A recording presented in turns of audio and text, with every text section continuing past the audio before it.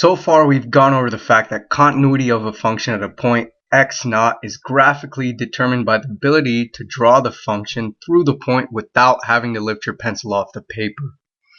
So here's an example of a function that is continuous at x naught. And here are the three types of discontinuities that you'll commonly encounter. Here's a removable discontinuity represented by each of these two cases.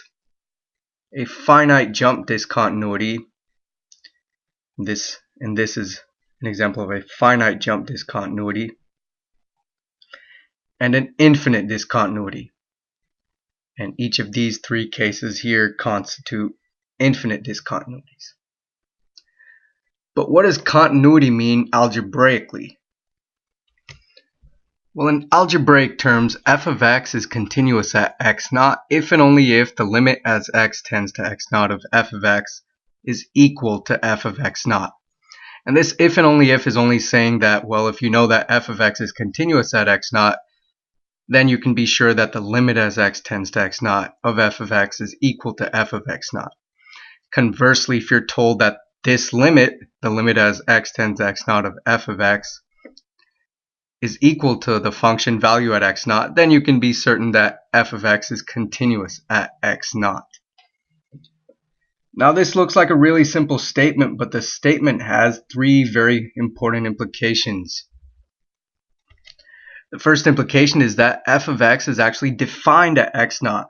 And this should make sense, right? Because graphically, where a function isn't defined, there's going to be some sort of gap.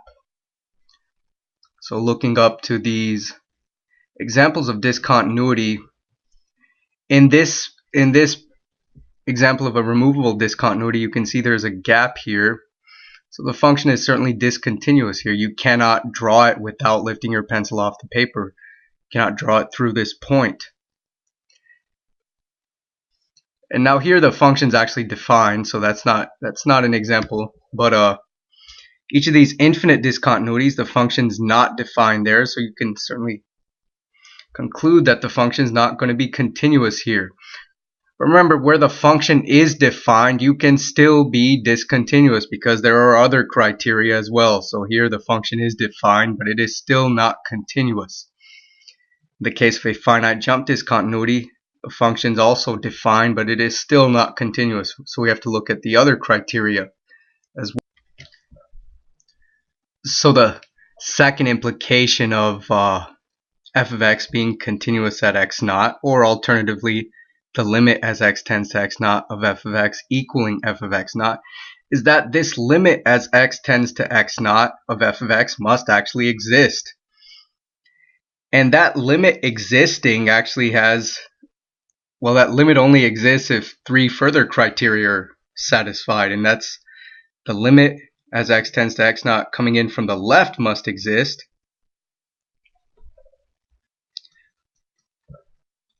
Exists.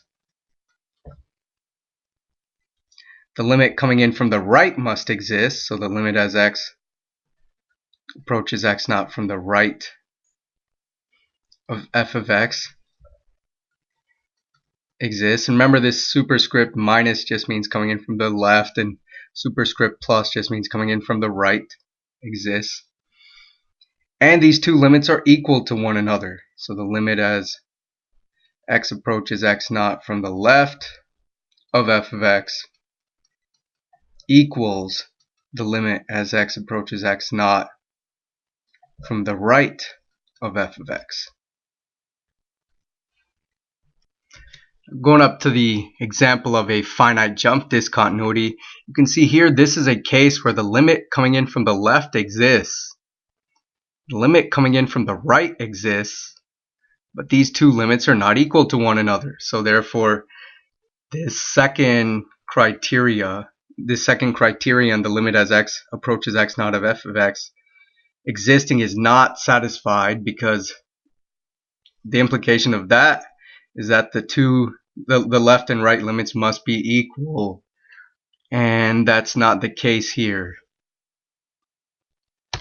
Another example in which the left and right limits exist, but the limit does not exist as x tends to x naught, is the function f of x equals the greatest integer of x, and x naught's an integer. So you can see at integer values, this greatest integer function has different limits from the right and left. So for example, when you're looking at x naught equals 2, the limit coming in from the left is 1.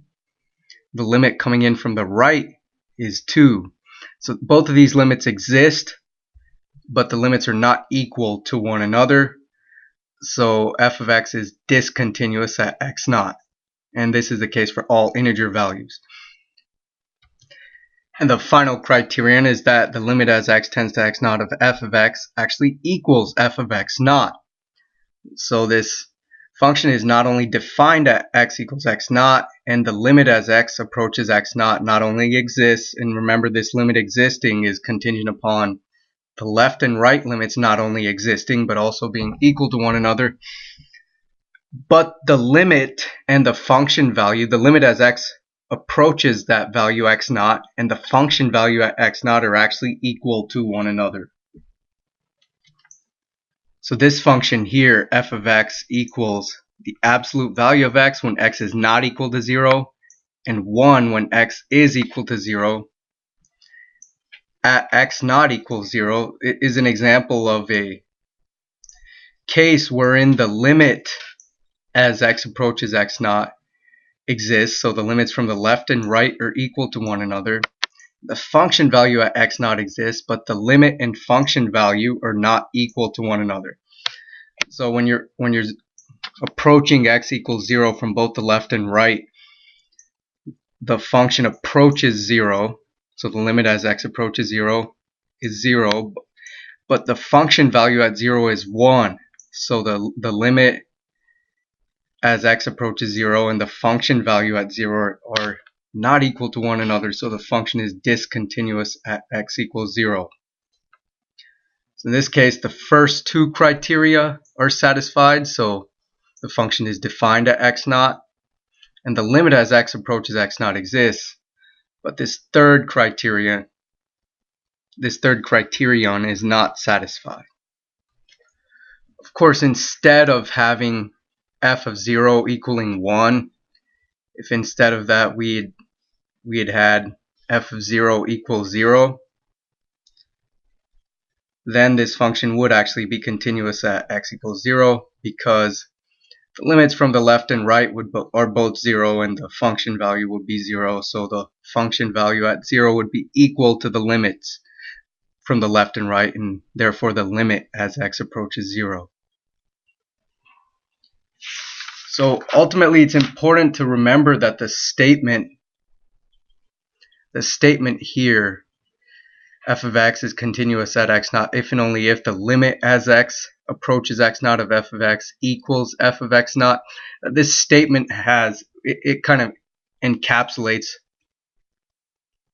all three of these implications. And remember, implication 2 itself contains three further implications.